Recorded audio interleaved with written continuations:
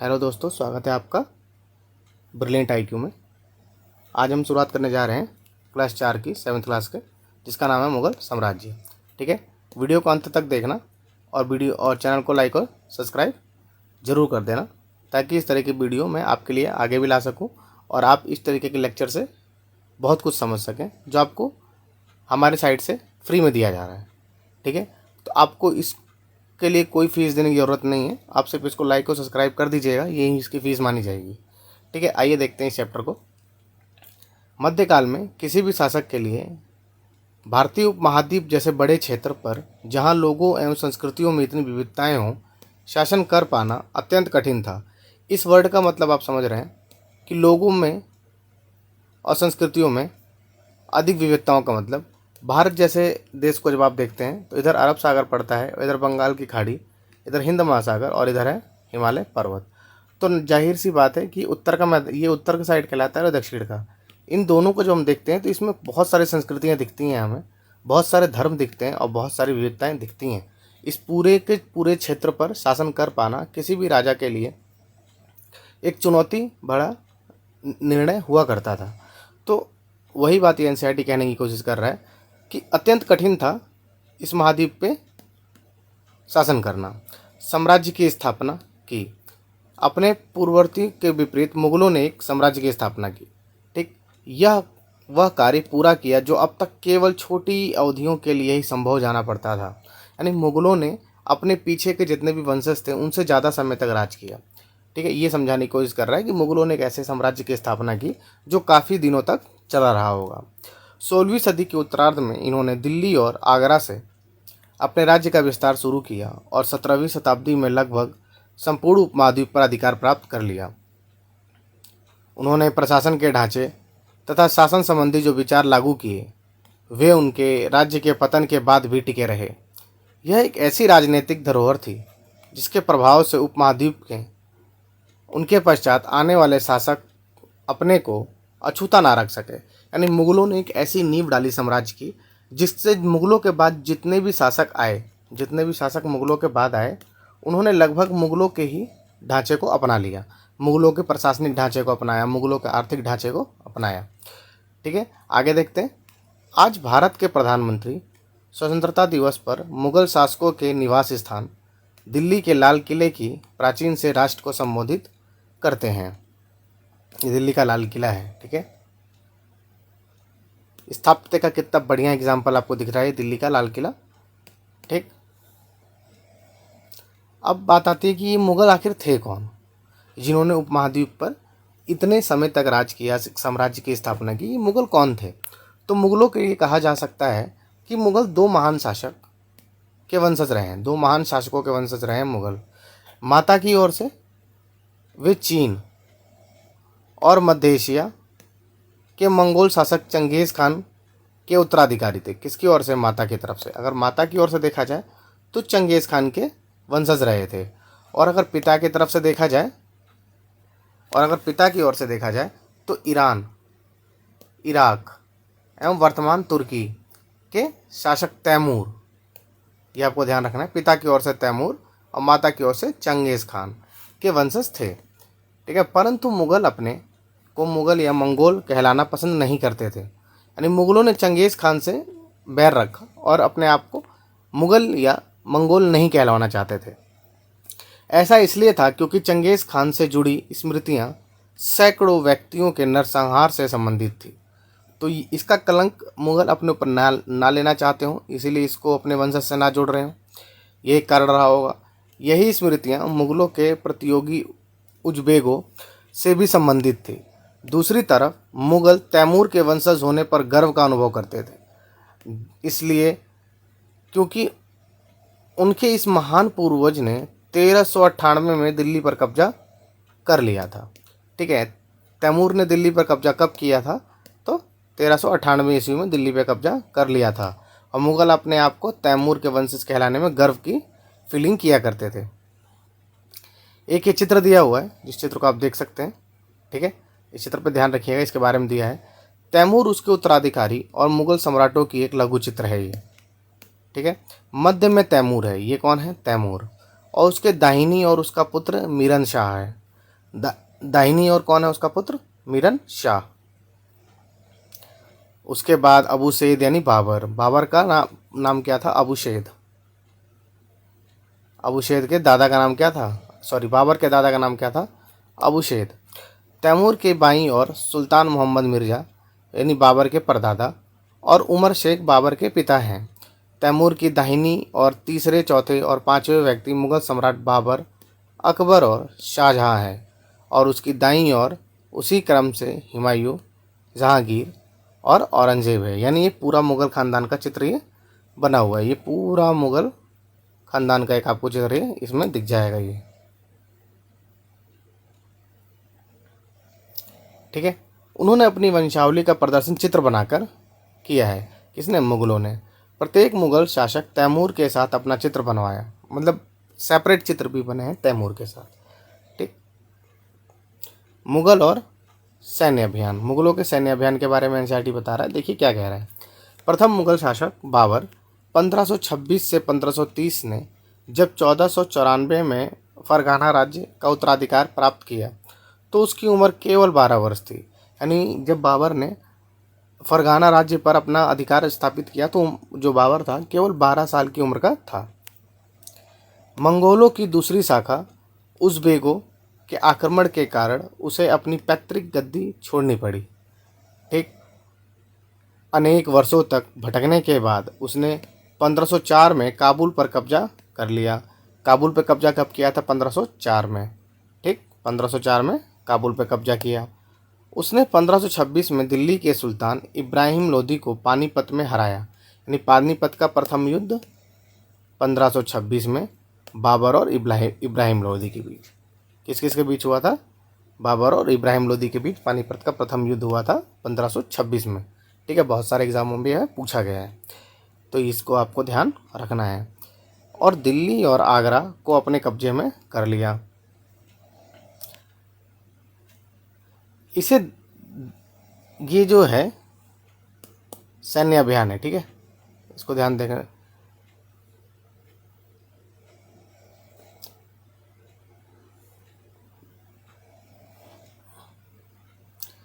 मुगल सम्राट के बारे में आप जानकारी दी हुई है। ये चित्रों के बारे में जानकारी है, कोई खास चित्र नहीं है, चित्रों के बारे में जानकारी है, इसको आप देख लेंगे।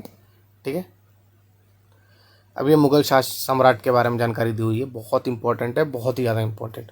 तो इस तालिका को बड़े आराम से देखना आप। ठीक है, पहले आप देखेंगे बाबर को। किसको? बाबर को। ठीक, और बाबर को देखेंगे कि बाबर ने कब तक राज किया? 1526 से 1530 तक रहा। अब इसमें देखेंगे 1526 मैंने अभी बताया था पानीपत का प्रथम युद्ध इब्राहिम लोदी और बाबर के बीच। ठीक, 1527 में खनवा का युद्ध हुआ था राणा सांगा और बाबर के बीच। 1528 में चंदेरी का युद्ध हुआ था। ठीक है, तो आपसे पूछा जा सकता है 1526 प्रथम पानीपत युद्ध, 1527 खनवा का युद्ध और 1528 चंदेरी का युद्ध। इसमें चंदेर राजा को हराया गया था। किसके द्वारा? बाबर के द्वारा। अपनी मृत्यु से पहले दिल्ली और आगरा में मुगल नियंत्रण स्थापित कर दिया था। किसने? बाबर ने। बाबर का पुत्र कौन है? हुमायूं। इसको आप रिपीट कर सकते हैं। 1526 में पानीपत का प्रथम युद्ध, 27 में खनवा का युद्ध और 28 में चंदेरे की युद्ध। 1526 में इब्राहिम लोदी के साथ, 27 में राणा सांगा के साथ और 28 में चंदेर राजा के साथ। हुमायूं जो 1530 दो बार राजा बना है, दिल्ली गद्दी बैठा है 1530 से 1540 और 1555 से 1556। आप ये अगर जानेंगे कि ये गैप क्यों है, तो ये गैप इसलिए है क्योंकि शेर शाह सूरी ने इनको पराजित कर दिया था और दिल्ली के सिंहासन पर कब्जा कर लिया था। ठीक है, देखते हैं। हुमायूं ने अपने पिता की विरासत के अनुसार जायदाद का बंटवारा किया। प्रत्येक भाई को एक एक प्रांत मिला। उसके भाई मिर्जा कामरान की महत्वाकांक्षाओं के कारण हुमायूं ने अफगान प्रतिद्वंदियों के सामने फीका पड़ गया। शेर खान ने हुमायूं को 2 बार हराया। अभी आपको मैंने बताया था शेर खान ने हराया था। 1539 में चौसा का युद्ध किस किस के बीच हुआ था? शेर शाह और चौसा का युद्ध किस किस के बीच हुआ था? शेर शाह और बाबर के बीच में हुआ था। ठीक है, शेर शाह और बाबर के बीच में चौसा का युद्ध हुआ था। कब? 1539 में। ठीक,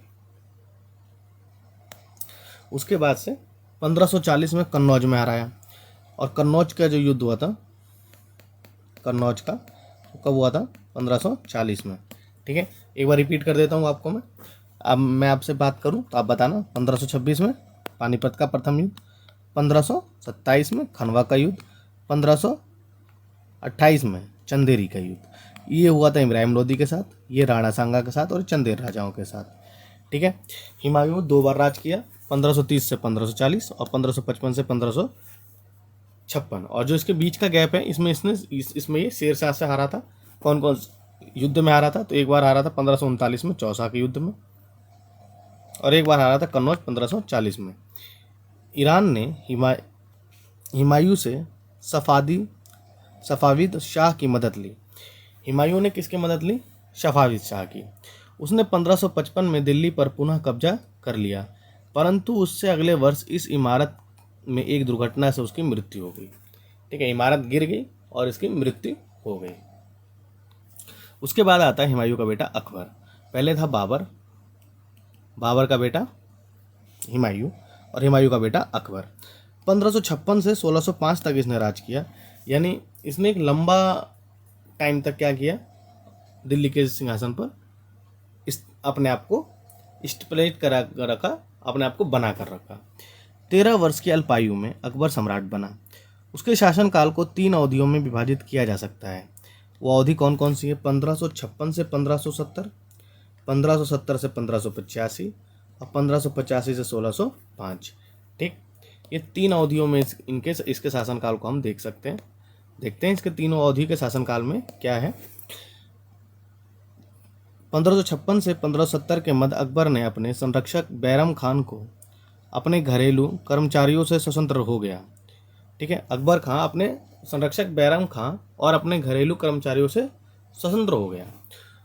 उसने सूरी और अन्य अफगानों, निकटवर्ती राज्यों मालवा और गोलकोंडा तथा अपने सौतेले भाई मिर्जा हकीम और उज़्बेकों के विद्रोह को दबाने के लिए सैन्य अभियान चलाए। 1568 में सिसोदियों की राजधानी चित्तौड़ और 1569 में रणथंबोर पर कब्जा कर लिया। ठीक है, चित्तौड़ पर उसने कब्जा कब किया था? 1568 में, और रणथंबोर पर 1569 में। फिर उसका दूसरा शासनकाल 1570 से 1585 देखते हैं। इसके मध्य गुजरात के विरुद्ध सैन्य अभियान हुए। इन अभियानों के पश्चात उसने पूर्व में बिहार, बंगाल और उड़ीसा में अभियान चलाए, जिन्हें 1579 से 80 में मिर्जा हकीम के पक्ष में हुए विद्रोह ने और जटिल कर दिया। इसका तीसरा शासनकाल का जो है वो है 1585 से 1605 के मध्य अकबर के साम्राज्य का विस्तार हुआ। उत्तर पश्चिम में अभियान चलाए गए। सफादियों को हरा कर कंधार पर कब्जा कर लिया गया। कश्मीर को भी जोड़ लिया गया। मिर्ज़ा हकीम की मृत्यु पश्चात काबुल को भी उसने अपने राज्य में मिला लिया। दक्कन में अभियान की शुरुआत हुई और बरार, खानदेश और अहमदनगर के कुछ हिस्सों को भी अपने राज्य में मिला लिया। अपने शासन के अंतिम वर्षों में अकबर की सत्ता राजकुमार सलीम के विद्रोह के कारण लड़खड़ाई। सलीम कौन था? अकबर का पुत्र था, और सलीम ने विद्रोह कर दिया, जिसके कारण इसका राज्य हड़बड़ाया। ठीक है, और लड़खड़ाया ये खुद भी। यही सलीम आगे चलकर सम्राट जहांगीर कहलाया। अब अकबर का बेटा कौन? जहांगीर। जहांगीर ने 1605 से 1627 तक राज किया। इसी के शासनकाल में अंग्रेज भारत आए थे। ठीक है, अकबर मतलब मुगल सम्राट के पास आए थे अंग्रेज। जहांगीर ने अकबर के सैन्य अभियानों को आगे बढ़ाया। मेवाड़ के सिसोदिया शासक अमर सिंह ने मुगलों की सेवा स्वीकार की। इसके बाद सिखों, अहोमों और अहमदनगर के खिलाफ अभियान चलाए गए, जो पूर्णतः सफल नहीं हुए। जहांगीर के शासन के अंतिम वर्षों में राजकुमार खुर्रम के बाद में सम्राट शाहजहां कहलाया। शाहजहां का नाम क्या था? खुर्रम। ठीक है, जहांगीर की पत्नी नूरजहां ने शाहजहां को हाशिए पर ढकेलने के प्रयास किए, जो असफल रहे। अब क्रोनोलॉजी में जहांगीर के बाद कौन आएगा? शाहजहां, क्योंकि शाहजहां किसका पुत्र था? जहांगीर यानी सलीम का पुत्र रहा था। 1627 से 1658 तक इसने राज किया। दक्कन में शाहजहां के अभियान जारी रहे। अफगान अभिजात खान जहान लोदी ने विद्रोह किया और वह पराजित हुआ। अहमदनगर के विरुद्ध अभियान हुआ जिसमें बुलंदों की हार हुई और ओरछा पर कब्जा कर लिया गया। उत्तर पश्चिम में बल्ख पर कब्जा करने के लिए उज़्बेकों के विरुद्ध अभियान हुआ जो असफल रहा। परिणाम स्वरूप कंधार सफादियों के हाथ में चला गया। 1632 में अंततः अहमदनगर को मुगलों के राज्य में मिला लिया गया। यानी अहमदनगर मुगल के राज्य में कब मिला? 1632 में। और बीजापुर की सेनाओं ने सुलह के लिए निवेदन किया। 1657-58 में शाहजहां के पुत्र के बीच उत्तराधिकार को लेकर झगड़ा शुरू हो गया। इसमें औरंगजेब की विजय हुई और दारा शिकोह समेत उसके तीनों भाइयों को मौत के घाट उतार दिया। किसने? औरंगजेब ने अपने तीनों भाइयों को मौत के घाट उतार दिया। शाहजहां को उसकी शेष जिंदगी के लिए आगरा में कैद कर दिया। शाहजहां ने अपने बाबूजी को आगरा के कैद खाने में कैद कर दिया। उनसे पूछा गया कि आपकी अंतिम इच्छा क्या है, तो उन्होंने अपने बेटे से बोला था मुझे उस जगह रखा जाए जहां मेरी बेगम को मैं देख सकूं। तो इनको आगरा के किले में रख दिया था ताकि अपने बेगम को ही देख सके, यानी आगरा के ताजमहल को ही आराम से वहाँ से देख सके। ठीक है, अगला क्रोनोलॉजी में आता है अब औरंगजेब। औरंगजेब ने कब से कब तक राज किया? तो औरंगजेब ने किया 1658 से 1707 तक। 1663 में उत्तर पूर्व में अहोमों की पराजय हुई, परंतु उन्होंने 1680 में पुनः विद्रोह कर दिया। उत्तर पश्चिम में यूस फजई और सिखों के विरुद्ध अभियान को अस्थायी सफलता मिली। मारवाड़ के राठौर राजपूतों ने मुगलों के खिलाफ विद्रोह किया। इसका कारण था कि उसकी आंतरिक राजनीति और उत्तराधिकार के मसलों में मुगलों का हस्तक्षेप। यानी मुगल अब राजपूतों के जो उत्तराधिकार के मामले थे उनमें हस्तक्षेप कर रहे थे, इसलिए जो राजपूत थे उन्होंने मुगलों के खिलाफ क्या कर दिया? विद्रोह कर दिया था। मराठा सरदार शिवाजी के विरुद्ध मुगल अभियान प्रारंभ में सफल रहे, परंतु औरंगजेब ने शिवाजी का अपमान किया और शिवाजी आगरा स्थित मुगल कैद खाने से भाग निकले। उन्होंने अपने को स्वतंत्र शासक घोषित करने के पश्चात मुगलों के विरुद्ध पुनः अभियान चलाए। राजकुमार अकबर ने औरंगजेब के विरुद्ध विद्रोह किया। अकबर यानी अकबर सेकेंड, ठीक है, ये वो अकबर नहीं है, ये औरंगजेब का पुत्र है, जिसमें उसे मराठों और दक्कन की सल्तनत का सहयोग मिला। अंततः वह सफावी ईरान भाग गया।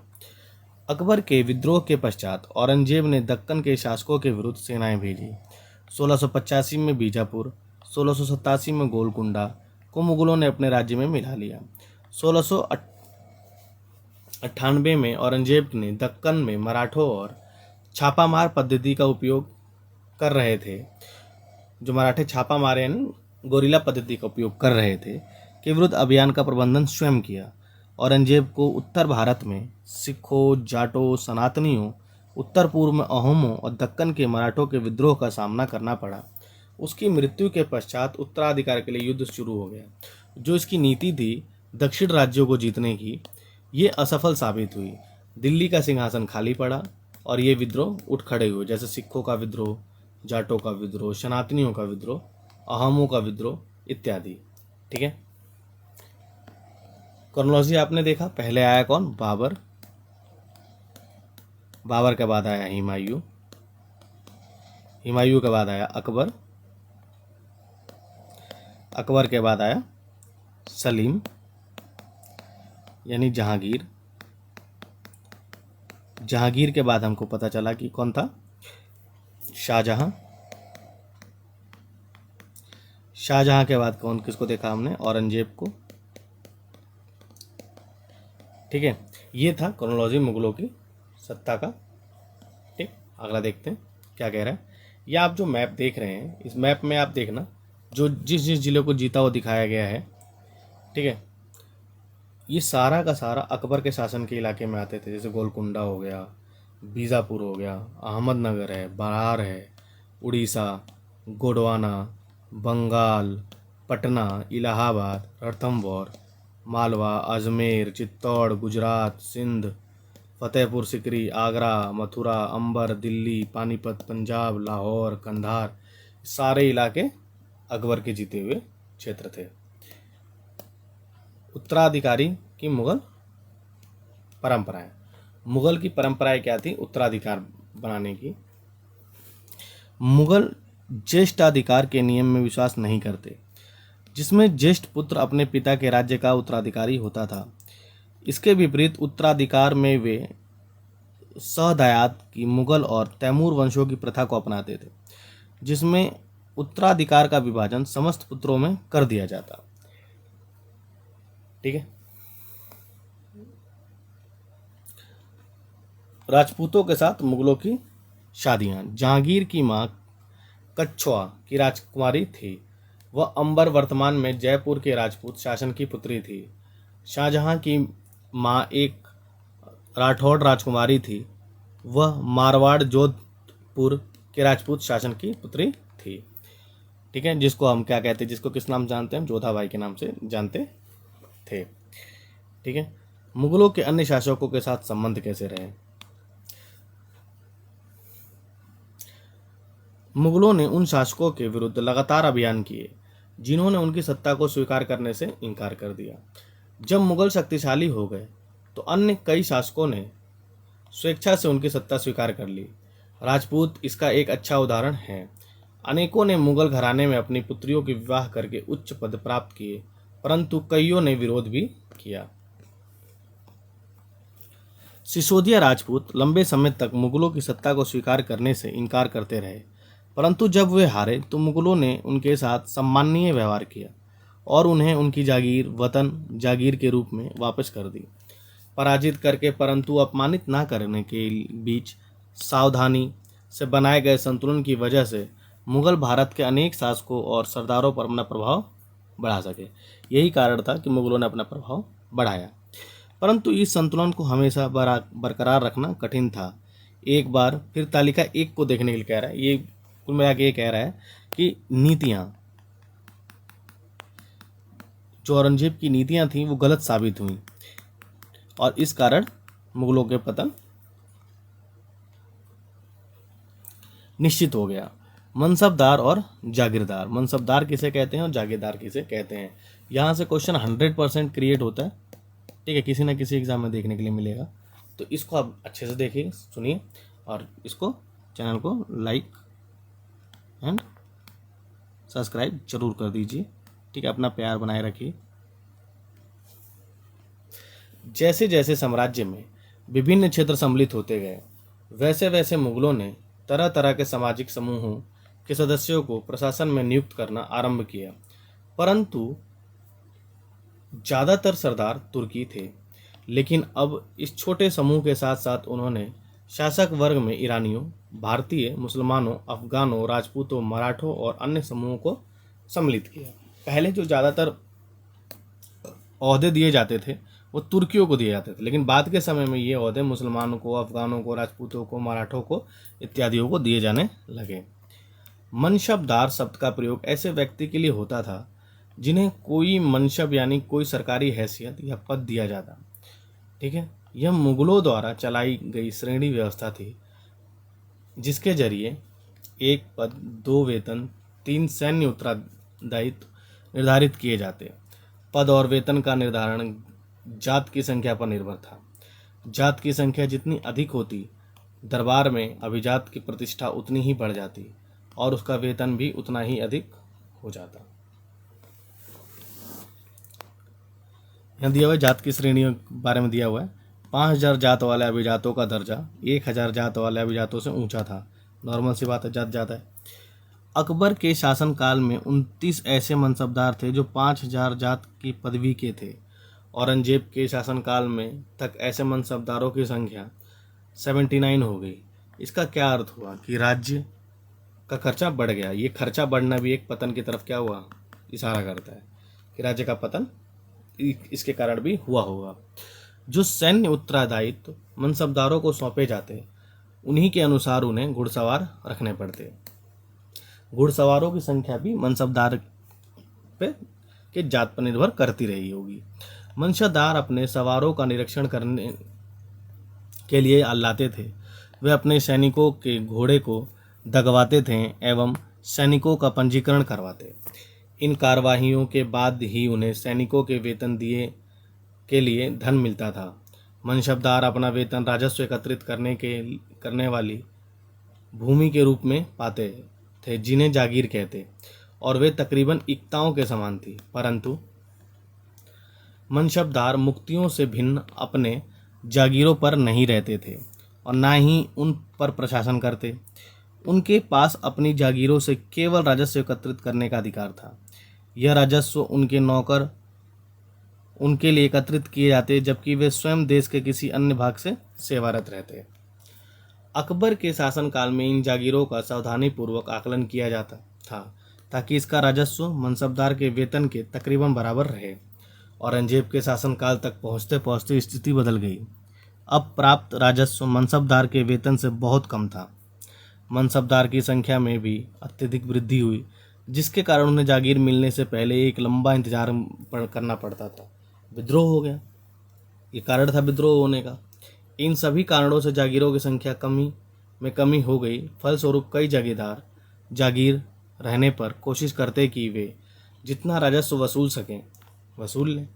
अपने शासनकाल के अंतिम वर्षों में औरंगजेब ने इन परिवर्तनों पर नियंत्रण नहीं रख पाया। इस कारण किसानों को अत्यधिक मुसीबतों का सामना करना पड़ा। मनमर्जी तौर पर ये क्या करते थे, कर वसूल करते थे। जब्त और जमींदार। मुगलों की आमदनी का मुख्य साधन किसानों की उपज से मिलने वाला राजस्व था। अधिकतर स्थानों पर किसान ग्रामीण कुलीनों यानी कि मुखिया या स्थानीय सरदारों के माध्यम से राजस्व देते थे। समस्त मध्यस्थों के लिए, चाहे वो स्थानीय ग्राम के मुखिया हों या फिर शक्तिशाली सरदार हों, मुगल एक ही शब्द जागीर का प्रयोग करते थे। मुगल सिर्फ एक ही वर्ड का प्रयोग करते थे, जिसका नाम था जागीर। अकबर के राजस्व मंत्री टोडरमल, यह बात आपको ध्यान रखना है कि अकबर का जो राजस्व मंत्री था उसका नाम क्या था, टोडरमल, ने 10 साल की कालावधि के लिए कृषि की पैदावार, कीमतों और कृषि भूमि का सावधानीपूर्वक संरक्षण किया। इन आंकड़ों के आधार पर प्रत्येक फसल पर नकद के रूप में कर राजस्व सुनिश्चित कर दिया गया। प्रत्येक सूबे प्रांत को राजस्व मंडलों में बांटा गया और प्रत्येक की हर फसल के लिए राजस्व दर की अलग अलग सूची बनाई गई। राजस्व प्राप्त करने की ये अब चित्र देख लीजिए पहले, नीचे आने से पहले। ये किसान टैक्स दे रहा है, ना देने पर पिटाई हो रही है। इस व्यवस्था को जब्त कहा जाता। जो फसलों के हिसाब से टैक्स लिया जाता था उसे जब्त कहा जाता था। यह व्यवस्था उन स्थानों पर प्रचलित थी जहां पर मुगल प्रशासनिक अधिकारी भूमि का निरीक्षण कर सकते और सावधानीपूर्वक उसका हिसाब रख सकते। ऐसा निरीक्षण गुजरात और बंगाल जैसे प्रांतों में संभव नहीं हो पाया। कुछ क्षेत्रों में जागीरदार इतने शक्तिशाली थे कि मुगल प्रशासकों द्वारा शोषण किए जाने की स्थिति में वे विद्रोह कर सकते थे। कभी कभी एक ही जाति के जमींदार किसान मुगल सत्ता के खिलाफ मिलकर विद्रोह कर देते। 17वीं शताब्दी के आखिरी में ऐसे किसान विद्रोह मुगल साम्राज्य के स्थायित्व के लिए चुनौती दी। ठीक है, एक कारण ये था पतन का। अगर आपसे मुगलों के पतन के बीच में कारण भी पूछ लिया जाए कभी, तो आप इन सब चीज़ों को कोट कर सकते हैं। अकबरनामा और आईन अकबरी। अकबर ने अपने करीबी मित्र और दरबारी अबुल फजल को आदेश दिया कि वह उसके शासनकाल का इतिहास लिखे। अबू फजल ने यह इतिहास 3 जिल्दों में लिखा और इसका शीर्षक बनाया अकबरनामा। अकबरनामा किसने लिखा था? तो अबुल फजल ने लिखा था। ध्यान रखना इस बात को, कई बार एग्जाम में पूछा जा चुका है। पहली जिल्द में अकबर के पूर्वजों का बयान है और दूसरी में अकबर के शासनकाल की घटनाओं का विवरण। तीसरी जिल्द आईन अकबरी है। आईन अकबरी भी अबुल फजल द्वारा लिखी गई थी। इसमें अकबर के प्रशासन, घराने, सेना, राजस्व और साम्राज्य के भूगोल का ब्यौरा मिलता है। इसमें समकालीन भारत के लोगों की परंपरा और संस्कृतियों का भी विस्तृत वर्णन है। आईन अकबरी का सबसे रोचक आयाम है विविध प्रकार की चीज़ों, फसलों, पैदावार, कीमतों, मजदूरी और राजस्व का सांख्यिकी विवरण। अकबर की नीतियाँ और को नज़दीक से देखने पर प्रशासन के मुख्य अभिलक्षण अकबर से निर्धारित किए जाते थे और इनका विस्तृत वर्णन अब्दुल फजल की अकबरनामा विशेषकर आईन अकबरी में मिलता है। अबुल फजल के अनुसार साम्राज्य कई प्रांतों में बटा हुआ था जिन्हें सूबा कहा जाता। सूबों के प्रशासक सूबेदार कहलाते थे जो राजनीतिक तथा सैनिक दोनों प्रकार के कार्यों का निर्वहन करते। प्रत्येक प्रांत में एक वित्तीय अधिकारी होता जो दीवान कहलाता। दीवान वित्तीय अधिकारी होता था। कानून और व्यवस्था बनाए रखने के लिए सूबेदार को अन्य अफसरों का सहयोग प्राप्त था, जैसे कि बख्शी, सैन्य वेतनधारी, सरदार, सदर, धर्मार्थ किए जाने वाले कार्यों का मंत्री, फौजदार, सेना नायक और कोतवाल यानी नगर का पुलिस का। जहांगीर के दरबार पर नूरजहां का प्रभाव। मेहरसुन्ना ने 1611 में जहांगीर से विवाह किया और उसे नूरजहां का खिताब मिला। नूरजहां हमेशा जहांगीर के प्रति अत्यधिक वफादार रही और उसकी समय समय पर सहयोग देती रही। नूरजहां के सम्मान में जहांगीर ने चांदी के सिक्के जारी किए, जिनमें एक और उसके स्वयं के किताब उत्कीर्ण थे और दूसरी ओर यह वाक्य था, रानी बेगम नूरजहां का नाम से गढ़ा हुआ। बाईं ओर ये सिक्का था, इस टाइप का ये लिखा था। ठीक है। अकबर के अभिजात बड़ी सेनाओं का संचालन करते और बड़ी मात्रा में राजस्व खर्च भी करते।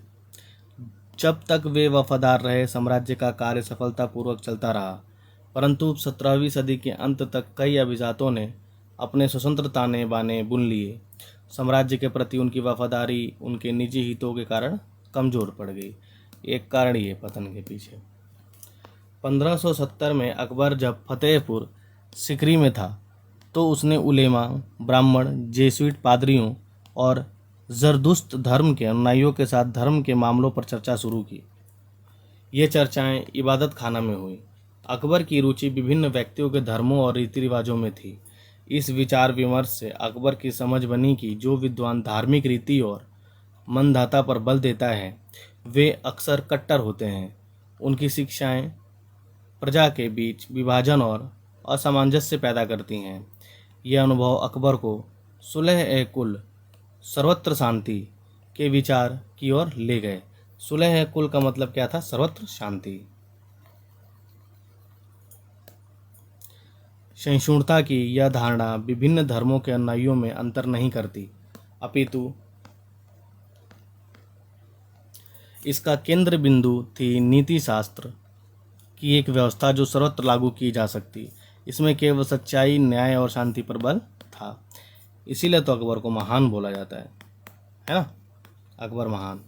अबुल फजल ने सुलह-ए-कुल के इस विचार पर आधारित, लेकिन इसमें भी क्वेश्चन मार्क है कि अकबर को महान बोला जाए या ना बोला जाए।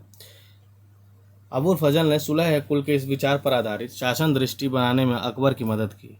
शासन के इस सिद्धांत को जहांगीर और शाहजहां ने भी अपनाया। सुलह-ए-कुल का मतलब मैंने आपको बताया था। सुलह-ए-कुल का मतलब क्या था? सर्वत्र शांति। ठीक। 17वीं शताब्दी में और उसके पश्चात मुगल साम्राज्य। 17वीं शताब्दी और उसके पश्चात मुगल साम्राज्यों का क्या हाल था? मुगल साम्राज्य की प्रशासनिक और सैन्य कुशलता के फलस्वरूप आर्थिक और वाणिज्यिक समृद्धि में वृद्धि हुई। विदेशी यात्रियों ने इसे वैसा धनी देश बताया जैसा कि किस्से कहानियों में वर्णित होता, परंतु यही रात्रि इसी प्रचुरता के साथ मिलने वाली दरिद्रता को देख विषमित रह गए। सामाजिक असमानताएं साफ दिखाई पड़ती। शाहजहां के शासनकाल के 20वें वर्ष के दस्तावेजों से हमें पता चलता है कि ऐसे मनसबदार जिनको उच्चतम पद प्राप्त था कुल 8000 में से 445 ही थे। कुल मनसबदारों की एक छोटी संख्या 5.6% को ही साम्राज्य के अनुमानित राजस्व का 61.5% स्वयं एवं उनके सवारों के वेतन के रूप में दिया जाता। मुगल सम्राट और उसके मनसबदार अपनी आय का बहुत बड़ा भाग वेतन और वस्तुओं पर लगा देते।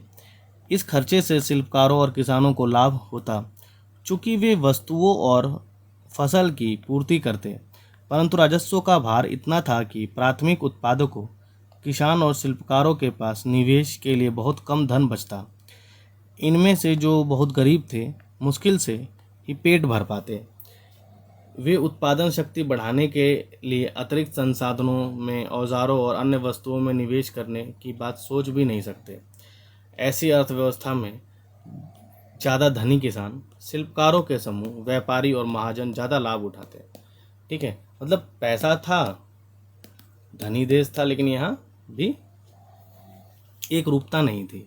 समाज में विभाजन काफ़ी ज़्यादा रहा था।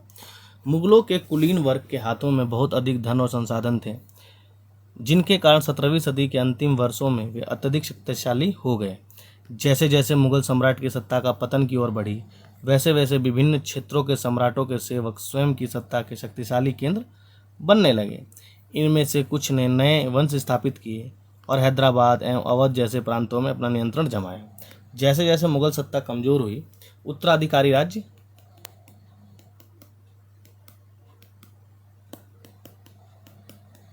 राज्यों का आरंभ चालू हो गया। मतलब ये मुगल साम्राज्य से टूटकर अपने स्वतंत्रता वाले राज्य में चल पड़े। यद्यपि वे दिल्ली के मुगल सम्राट को स्वामी के रूप में ही मान्यता देते रहे, तथापि 18वीं शताब्दी तक साम्राज्य के कई प्रांत अपनी स्वतंत्र राजनीतिक पहचान बना चुके थे। इसके बारे में हम कब पढ़ेंगे? 10वें अध्याय में देखेंगे। तो इस लेक्चर से आप बने रहिएगा इस चैनल से। 10वें अध्याय में हम आपको इसके बारे में पढ़ाएंगे, उत्तराधिकारी राज्यों के बारे में। ठीक है, और चैनल को लाइक और सब्सक्राइब कर दीजिएगा। ठीक, आपसे यही आग्रह की जा सकता है कि आप चैनल को लाइक और सब्सक्राइब कर दीजिए, ताकि मैं ऐसे वीडियो बनाने के लिए प्रेरित होता रहूं। ठीक, एक कहानी दी हुई है, राजा और रानियां। ठीक, अन्य तथ्य, 16वीं सदी में मुगलों के लगभग समकालीन संसार के विभिन्न भागों में कई महान राजा रानी थीं। इनमें ऑटोमन तुर्की के सुल्तान सुलेमान शामिल हैं, और उनके राज्य में ऑटोमन राज्य का विस्तार यूरोप की ओर हुआ। उसने हंगरी को अपने राज्य के साथ मिला लिया और ऑस्ट्रिया को घेर लिया। उसकी फौजों ने बगदाद और इराक भी हथिया लिया। मोरक्को तक उत्तरी अफ्रीका का बहुत सा हिस्सा ऑटोमन सत्ता को मानता था। सुलेमान ने ऑटोमन नौसेना का पुनर्गठन किया। पूर्वी भूमध्य सागर के इलाकों पर इस नौसेना के प्रभुत्व की वजह से स्पेन के साथ उसकी प्रतिस्पर्धा हुई। अरब सागर में इस सेना ने पुर्तगालियों को चुनौती दी। सम्राट अल कानूनी का खिताब दिया गया, क्योंकि उसके शासनकाल बड़ी संख्या में नियम कानून बनाए गए। इन नियमों का लक्ष्य था कि वे बढ़ते हुए साम्राज्य के विभिन्न क्षेत्रों को ध्यान में रखते हुए प्रशासनिक तरीकों का मानकीकरण हो, ताकि किसानों को बेकार और भारी करों से बचाया जा सके। ये उस टाइम की अच्छी सोच के रूप में देखा जा सकता है। आगे चलकर 17वीं शताब्दी में ऑटोमन क्षेत्र में जब सार्वजनिक व्यवस्था का पतन हुआ, तो सुलेमान कानूनी काल को आदर्श शासन काल के रूप में याद किया जाने लगा। अकबर के अन्य समकालीन शासकों के बारे में पता लगाएं, ये आपको देखना है। ठीक है, और कमेंट में इसका उत्तर देना है। बाकी क्वेश्चन आंसर आ गया है, वही चीज़ आपको ढंग से इस लेक्चर को सुनना है और प्रत्येक क्वेश्चन का 100 वर्डों में उत्तर देना है। ठीक, इसमें कुछ कीवर्ड दिए गए हैं, इनके बारे में भी आपको 50-50 वर्ड लिखने हैं। ठीक है, और क्वेश्चन आंसर जरूर से ज़रूर टेकअप करना है, ताकि आपको ये समझ आ सके कि इस चैप्टर आपको समझ में आया है या नहीं। ठीक है, वीडियो को लाइक और सब्सक्राइब जरूर कर दीजिएगा, सपोर्ट जरूर कीजिएगा अपना। ठीक, मिलते हैं आपसे नेक्स्ट चैप्टर में, जिसका नाम क्या है? शासन और इमारतें, चैप्टर नंबर 5। ठीक, धन्यवाद।